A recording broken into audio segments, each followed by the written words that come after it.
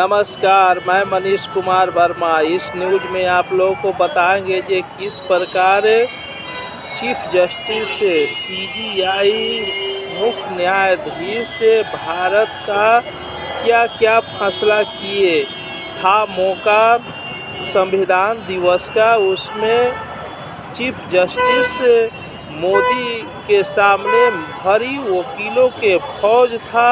वहाँ पर बहुत सुंदर और ओजेस्पी अपना मोटिवेशनल स्पीच दिया। सभी सुनते रह गए, सुन को सभी दंग रह गए।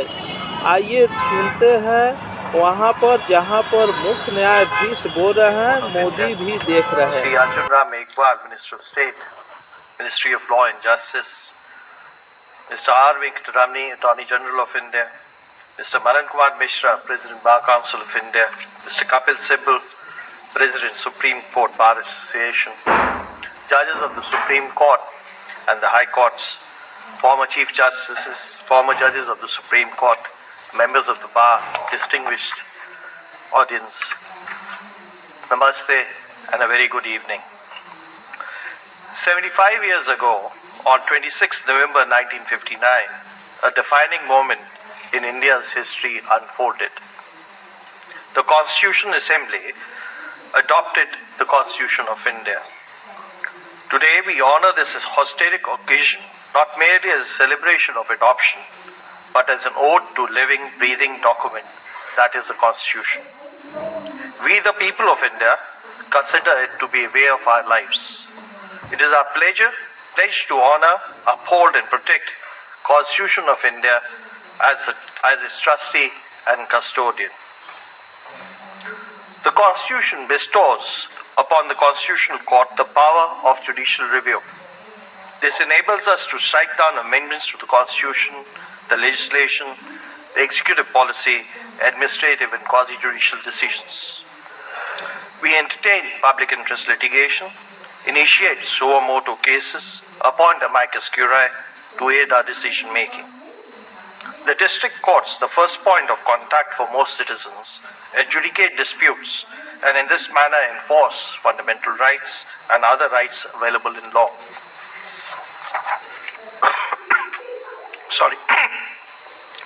The role of a judge is often likened to walking on a razor's edge. Each case we hear requires balancing competing rights and obligations with fairness, empathy and precision. Every judgment we render is a zero-sum game. It inevitably creates winners and losers, inviting celebration from some and criticism from others. This is dual. This is the duality which invites scrutiny into the functioning of the courts. For some, the constitutional courts in India are among the most powerful in the world. For others, we are straying from our constitutional duties, sometimes by falling to challenge the status quo or in resisting the transient popular mandate of the electorate. As judges, perspectives and critique matter because our foremost duty is towards the public, and secondly, being open and transparent is the biggest strength of the judiciary. As adjudicators, we eschew any sense of being beyond reproach. In being responsive to constructive feedback, our courts become more efficient, citizens and public-centric and accountable. By opening ourselves to scrutiny, we can identify systematic inefficiencies and bottlenecks and work towards eliminating them.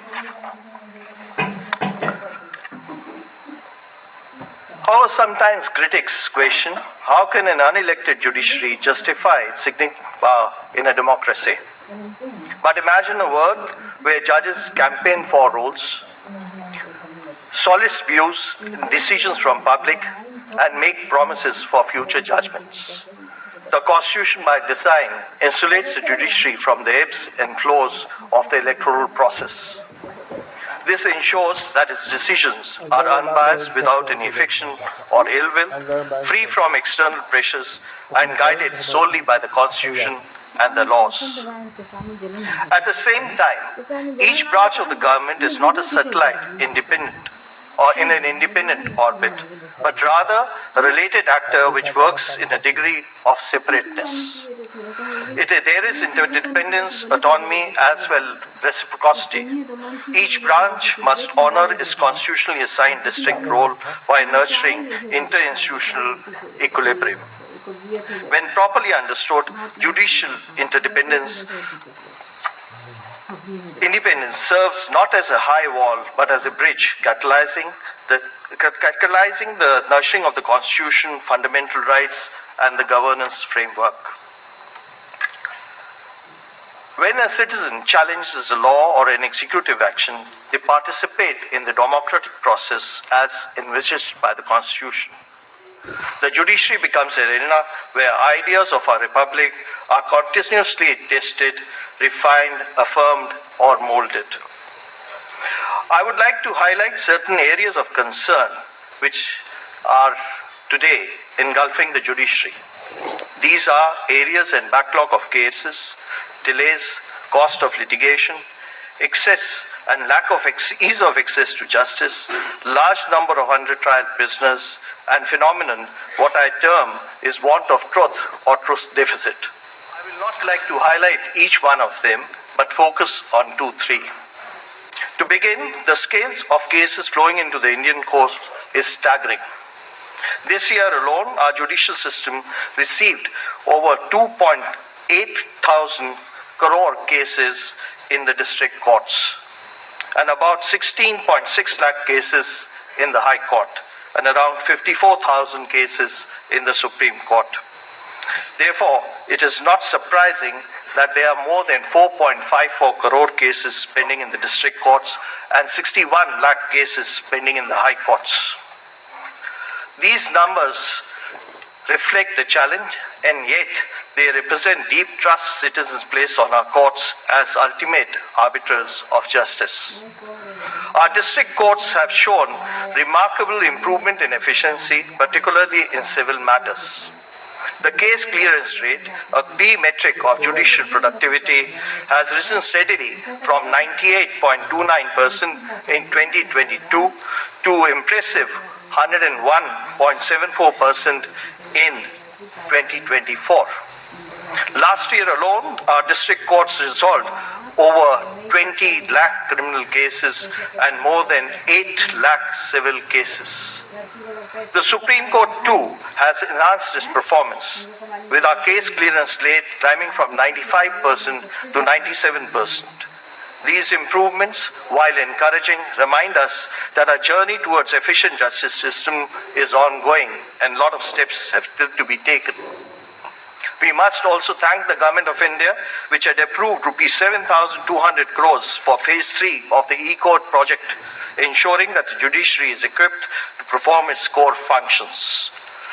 Real-time transcription and speech-to-text tools by the Supreme Court and now by some of the district courts attempt to address the issue of truth deficit, improving justice delivery.